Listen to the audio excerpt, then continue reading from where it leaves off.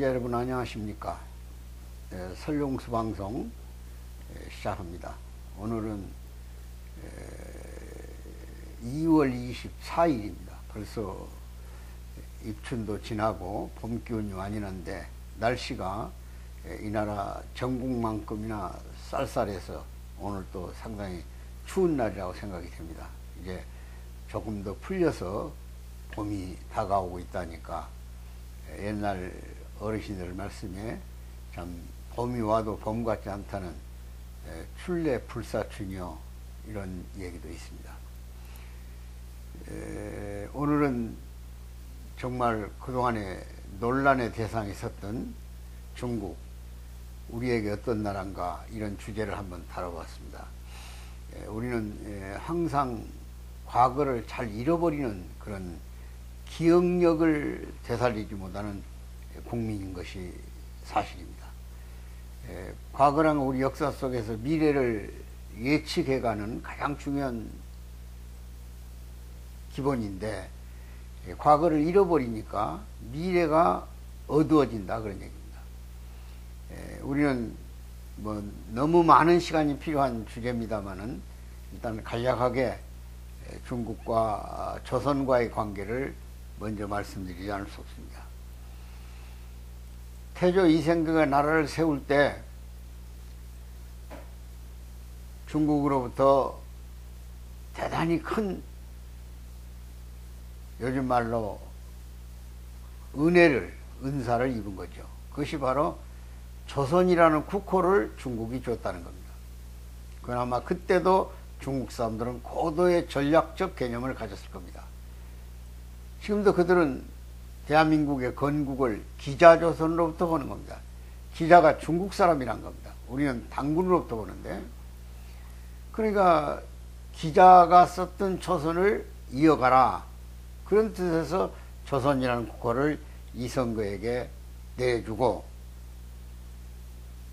그리고 두 가지를 우리에게 약속을 요구해요. 반드시 지켜라. 하나가 연호를 만들지 말아라. 연호는 언제나 황제가, 천황이 가지고 있던 근거를 바탕으로 해서 이루어지기 때문에 우리 조선은 신하국가다 그 말입니다. 변두리에 있는 조그마한 국가지 너희들이 대륙에 있는 천황과 같은 급의 왕이 아니다. 그러니까 왕으로 쓰는 것은 이해를 하지만은 천황이나 황제나 이런 말 붙이지 말아라. 그리고 연호를 만들지 말아라. 이 두 가지를 약속받아 갖고 부칙으로 반드시 조선에서 어떤 정권교체라든지 세자책봉이나 이런 중대한 일을 할 때는 천황의 요즘 말로 사인을 받아라, 결재를 받아라, 이렇게 묵시적이든 유권적이든 명령이 하달된 것으로 역사의 기록은 하고 있습니다. 그러니까 우리 역사를 보면 태정, 태세, 문단세 쫙 나오지 않습니까? 거기에 왕이 위에 아무것도 없어요. 근데 그것을 이제 뒤집은 조선조 고종이 황제라는 칭호를 달고 우리도 연호를 제창하고 소위 황후라는 이름을 붙이는 거예요. 이게 조선 역사의 출발이에요. 그래서 그 말을 총칭해서 우리 한민족은 4대 사상이 강하다. 큰 나라를 섬기면서 살았다 그래요. 이게 중국이 개혁개방을 시작하면서 우리하고 국교도 정상화되고 문호가 열리면서 중국을 여러 차례 들어가 보니까 우리 조상들이 그럼 고뇌했던 흔적이 여전해요. 황제를 만나기 위해서 얼마나 많은 길을 걸어서 압록강 건너가지고 중국의 낙양으로, 서안으로, 북경으로, 또 그 변방도시로 가서 아련을 하고 며칠씩 기다려가지고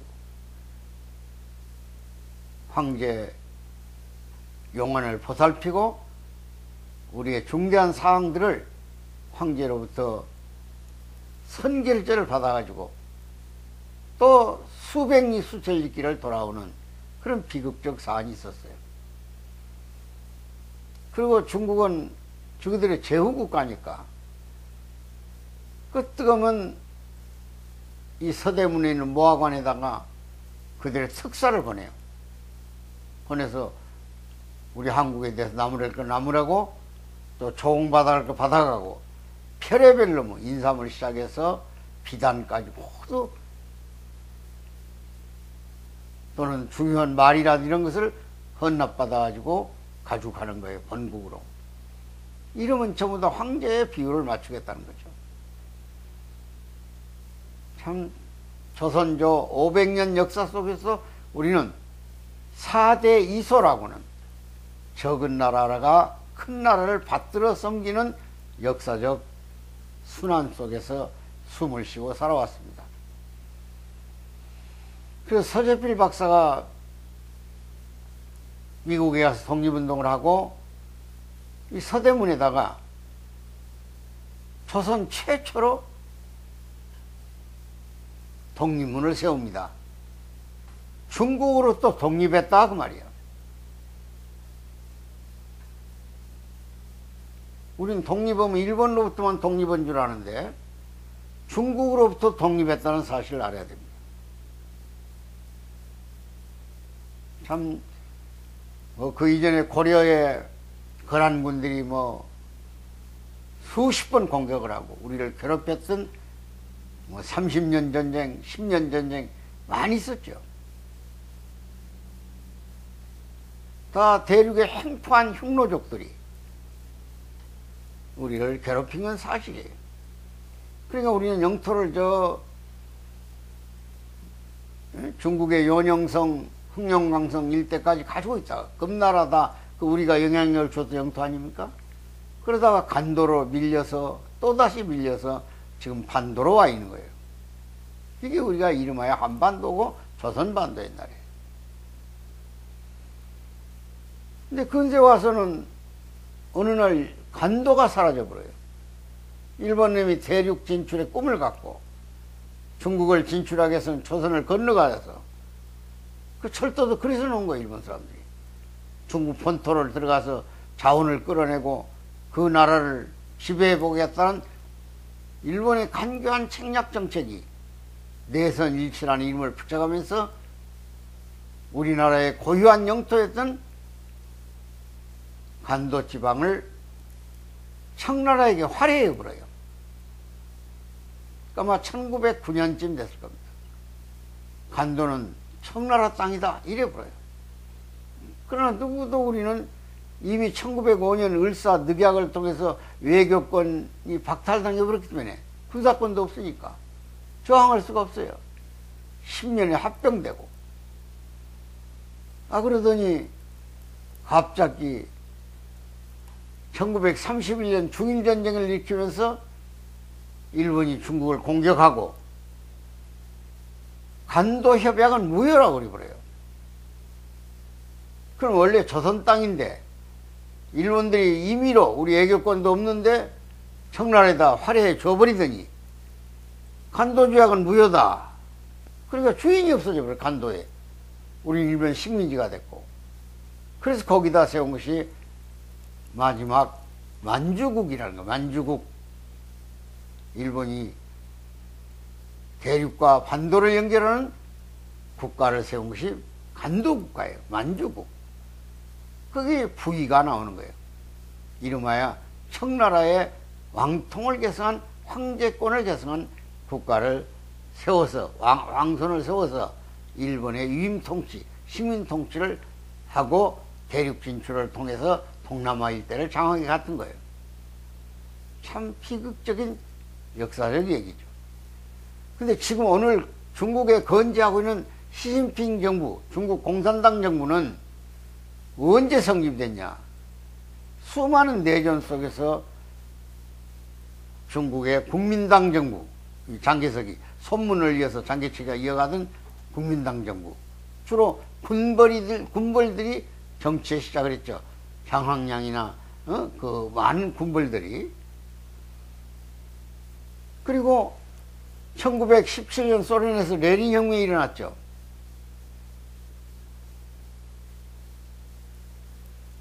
소위 러시아의 정부를 뒤집어엎고 레닌그라드로부터 출발한 레닌 혁명군이 러시아의 넓은 영토를 지배하는 거예요. 그게 공산당의 시어예요. 효시예요. 이름하여 볼셰비크 혁명이죠. 다수당이 지배를 하게 됐다 그런 얘기예요. 최초로 막스 레닌주의라는 말을 왜 붙이냐.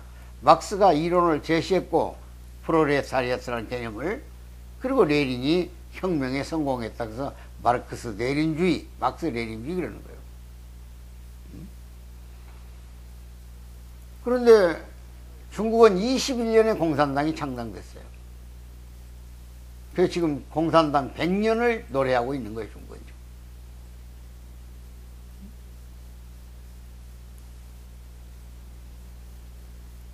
1921년에 공산당이 창당됐으니까 2021년이 100년이 아니십니까? 25년이니까 벌써 104년 5년 됐어요. 거기 모태똥이라는 지도자가 나와서 8천만 명 이상을 학살하면서 중국 공산주의를 세웠는데, 그 과정에서 국민당 정부는 무너졌어요. 일본이 침략함으로 해서 국공합작의 명분을 줘버렸다고 말이야. 외세 침략이 있는데 내분해서 싸워서 승자가 되면 뭐 할 거냐 하면서 결국은 주울레와 중국 공산당의 장개석이가 서안에서 3차 국공합작을 통해서 내전을 중단한다는 명분으로 다 망해가는 중국 공산당군을 재건시켜 놓은 거예요. 그것이 유명한 24,000리 대이동하는 소위 중국 공산당의 험난한 과정을 그려놓은 것이 24,000리 정강산에 출발해 가지고 연안 깊숙한 산골까지 30만 명이 출발했어요. 3만 명이 남았어요. 전부 다 산골에다 묻고 지쳐가지고 도망가고, 농민군들이니까. 그때 중국 공산당 3만 명이 남았으니까 장개석 군대는 80만이 넘었어요. 뭐 많을 때 600만까지 있었으니까 충분히 공격을 해서 이길 수 있는데, 다 쓰러져가는 중국 공산당을 살려놓은 게 조선혁명군이에요. 의용군. 조선 사람으로서 조국 광복을 위해서 중국 공산당에 들어가 가지고 혁명군을 따라다니면서 24,000리 장정을 극복하면서 오직 조국의 광복 하나를 생각하면서 우리 의용군이 싸웠던 거예요. 그 정일성 같은 사람이 군가를 작곡해 가지고 군대에 사기를 올리고, 그래서 중국 공산당도 다 죽을 걸 조선 공산혁명군이 자기들을 살렸다고 해서 그 대가로 얻어낸 것이 지금 우리가 말하는 조선족 자치주예요. 연변 조선족 자치주.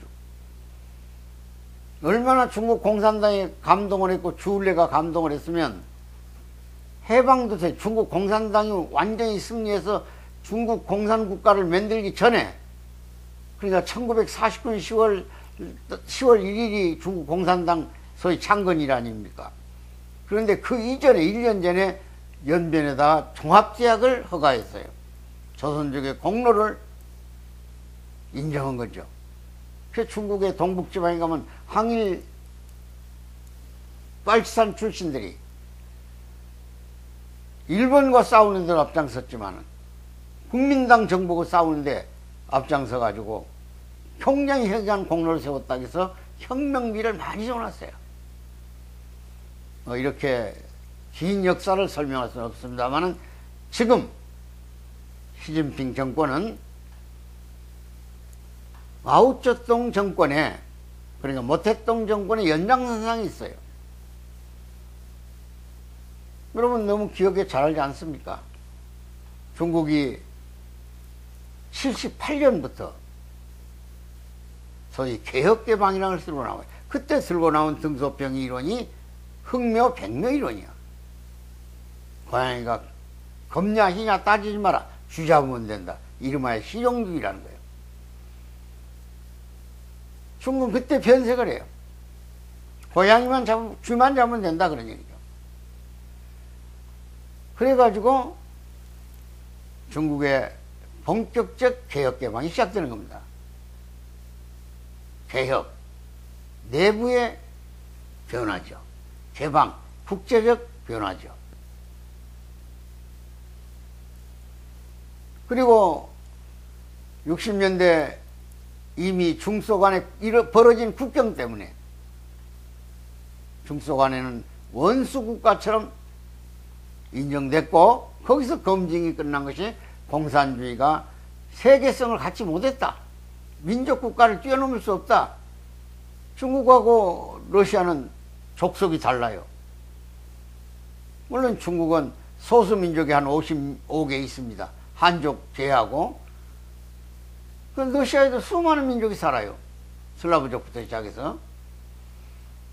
그런데 그 국가라는 울타리 안에 들어온 민족들은 그 속에서 결속하고 저항을 해요. 결국은 중소분쟁은 60년대, 70년대 소위 모태동 정권이 마무리를 지어가면서 결국 미국과의 관계 개선하면서 지금 현 국경선에서 정착을 하고 대립을 하면서 체제는 같은 공산주의 국가니까 그대로 지금 유지되고 있는 것이고, 지금 미중 패권 전쟁에서 러시아는 철저한 중국 편에 서 있는 거예요. 존경하는 애청자 여러분, 그리고 시민 여러분, 국민 여러분, 지금 우리는 중국 공산주의를 제대로 잘 모르고 있어요. 시중에서 많은 논란들이 체제전쟁이라는 말을 해요. 그 사실일 수 있어요. 그러나 제가 주장하는 것은 체제를 뛰어넘어야만 통합의 시대를 열고 통일의 길을 갈 수 있다, 그런 얘기입니다. 체제가 전쟁을 통해서 죽고 살고 해가지고 또 다른 100년을 기다려야 돼요. 뛰어넘어야 돼요. 그래서 오늘 중국에 대해서 우리가 어떻게 대처할 것인가를 생각하기 위해서, 현재 중국과 한국 사이에는 상당히 가까운 거리에서 상호 전략적 관계를 수반해서, 그래서 일반적으로 쓰는 용어 중에 우리 한국은 안보는 미국과 한미 동맹을 지속적으로 연계하면서 우리 안보를 확실하게 세워야 되고, 중국과의 관계는 좋든 나쁘든 경제적 전략 관계다. 굉장히 무역 규모가 커져서 한때는 세계 모든 무역의 1순위가 우리 중국이었어요. 근데 지금 다시 미국이 1순위로 돌아가고 중국이 3순위로 밀렸어요. 일본 다음. 그 이유는 뭡니까? 중국의 기술 개발이 우리 한국을 필요로 하지 않게 됐다고 말이에요. 오늘 아침 신문에도 반도체 특수한 기술 5가지가 다 중국이 초월했다고 그러더라고요. 지금 인공지능 AI라고는 그 인공지능 면에서 중국이 훨씬 앞섰어요. 하웨이 같은 정보통신기술, 그 다음 딥스크라고는 지난번에 인공지능을 활용해 가지고 모든 문제를 풀어내는 챗피티죠, 일종의. 그런 기능도 중국의 산업들이 지금 완전히 세계를 놀라게 하고 있어요. 그리고 중국은 지금 750조 한국의 1년 예산을 딥스크 개발에, 인공지능 개발에 쓰겠다고 지금 큰소리 치고 있어요. 놀라운 일이죠. 수천조를 쓸 수 있을 거예요, 그 사람들. 뭐 다 개인 사유가 없이 국가 공유재산이니까 국가가 화폐를 찍을 되는 거예요. 위안화의 가치도 대단히 높죠. 참으로 걱정이 대단 같습니다. 근데 최근에 대통령, 윤석열 대통령 탄핵을 놓고 불거진 것들이 있어요. 첫째는 중국이 선거에 개입했다. 그 심지어 한동안 우리에게 귀를 의심케 했던 것이 수원 중앙선거위원회 연수원에 외국인들이 머물고 있었는데 거기에 99명이 서버를 조작하게 와 있다가 미국의 정보기관에 붙들려 가지고 오키나와나 괌에 연금돼 있다는 설까지 나왔어요. 사실 아니기를 바라고 또 사실일 수 없다고 저도 생각해요. 그러나 어떤 탄핵 전국의 현장에는 중국인들이 와 있는 것 같아요. 그것도 탄핵 찬성편에. 그럼 중국은 뭐냐 이게. 지금 현재 중국의 국적을 가진 우리 조선족 한 200만 명 중에서 100만 명 이상이 한국에 와 있어요. 한족도 유학이라는 이름으로 많이 와 있고. 지금 중국이 1대1로 정책을 만들어 가지고 세계를 중국화하기 위한, 중화화하기 위한 전략으로서 지금 육로로, 해로로, 그리고 문화나 언어를 중심으로 세계성을 띠고 출발한 것이 공자학원이에요. 176개국에 713개의 공자학원이 있어요. 우리나라에만 해도 23개 공자학원이 있습니다. 순수한 문화적 전파나 언어적 해석을 위한 조직은 아닐 겁니다. 중국 공산당은 그 공산당 자체가 정보 조직이에요. 우리 말은 간첩 조직이다 이게야. 세계 정보에 다 능통해요 그 사람들. 그래서 지난번에 캐나다 선거에도 개입했고 미국 선거에도 개입했다고는. 지금 세계에서 해커 기술이 가장 강한 나라가 러시아고, 그 다음에 중국이고, 그 다음에 북한이에요.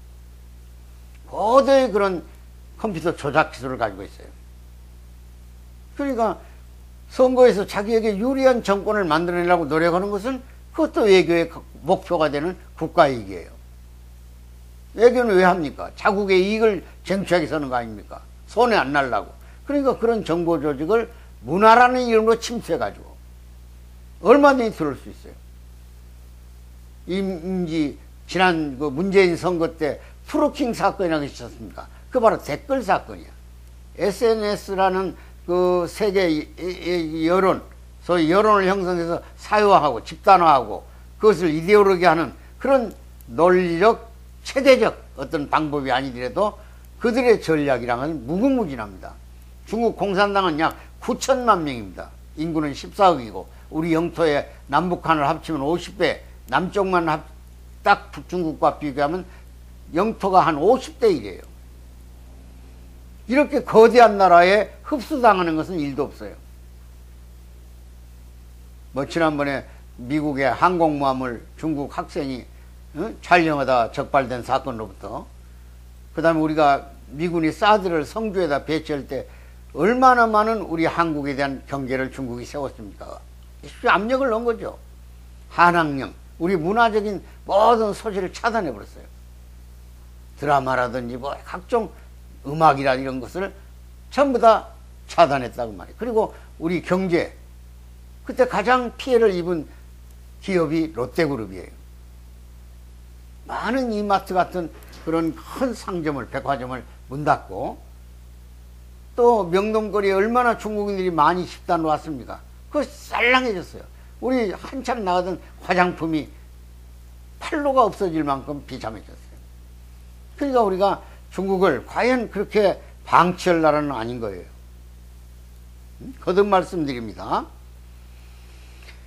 과연 특히 미국과 중국의 패권전쟁에서는 한반도가 누구의 영향을 크게 받고 있냐에 따라서 그 나라들의 자국의 이익 또는 자국의 그 보호를 위한 정책에서는 대단히 중요한데, 한반도는 옛날 제가 늘 강조합니다만 굉장히 전략적 위치가 중요한 지역이에요. 누가 한국을 먹느냐, 대륙이 나라가 먹으면 해양 진출로가 넓어지고 빨라지고, 또 해양 국가가 우리를 관리하면 대륙으로 진출하는 길이 넓어져요.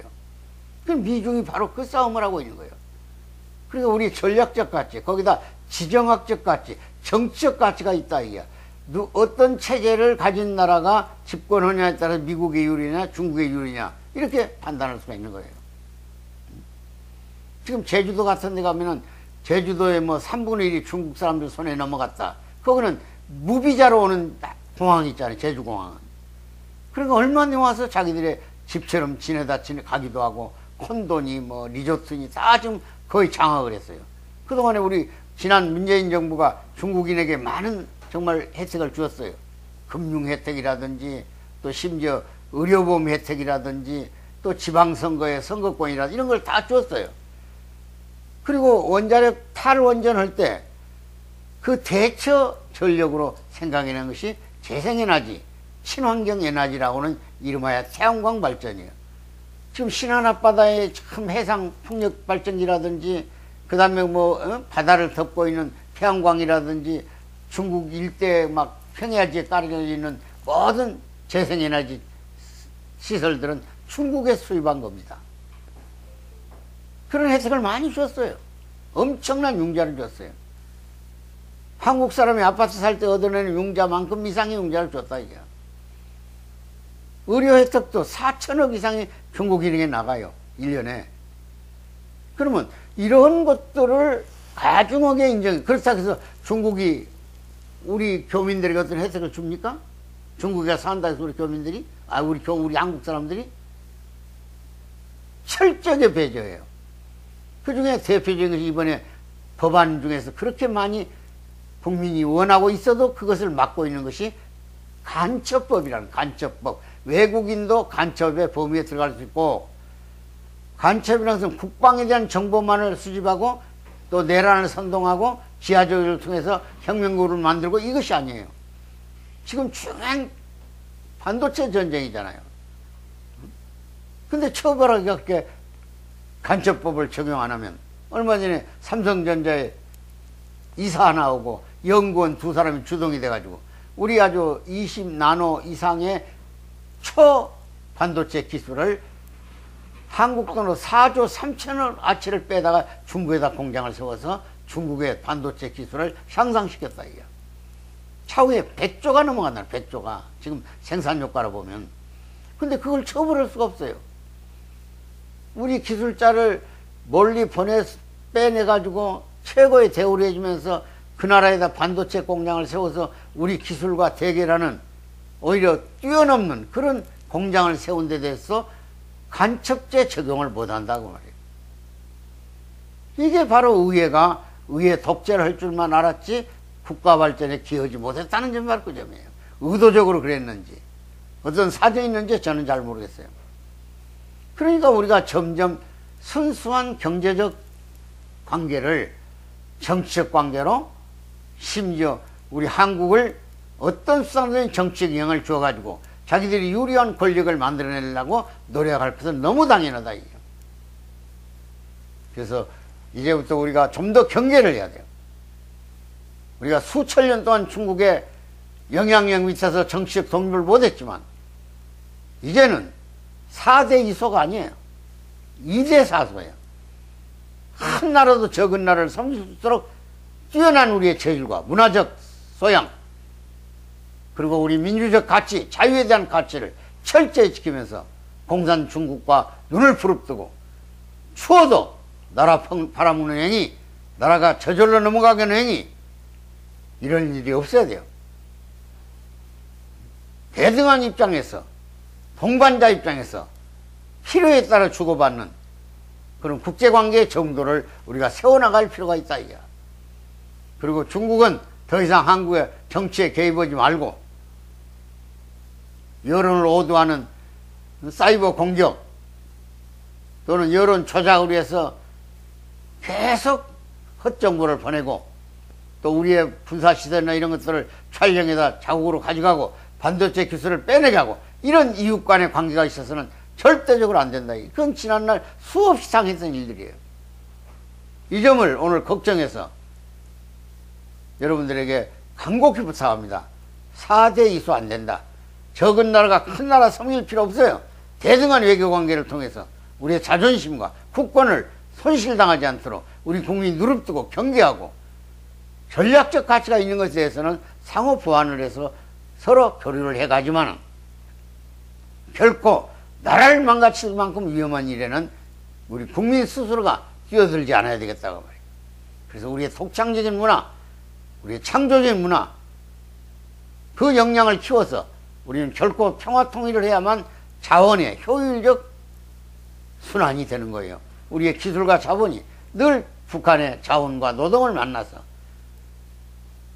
저 연변 중심의 조선족이 사는 우리 간도 영토에 우리 경제적 영토를 만들어서 거기서 천산산맥을 넘어가야 그래서 터키가 아시아 중심국가로 돌아와서 대한민국과 우정을 같이 하면 몽골이 거기 있고 중앙아시아, 우즈베키스탄, 타지키스탄이라든지 파키스탄 못 미쳐가서 아프가니스탄 그 지역까지 우리 경제 영향력이 미쳐지면 세계 중심이 대한민국 한 반도로 이동을 해서 우리는 반도 나라로부터 벗어나서 대륙 나라가 될 수 있다는 희망찬 꿈을 가지고 겁내지 말고 역사적 진실 앞에 솔직하면서 정의롭게 살아가는 이 민족이 되기를 기대하면서 오늘 방송 마무리 짓습니다. 대단히 감사합니다.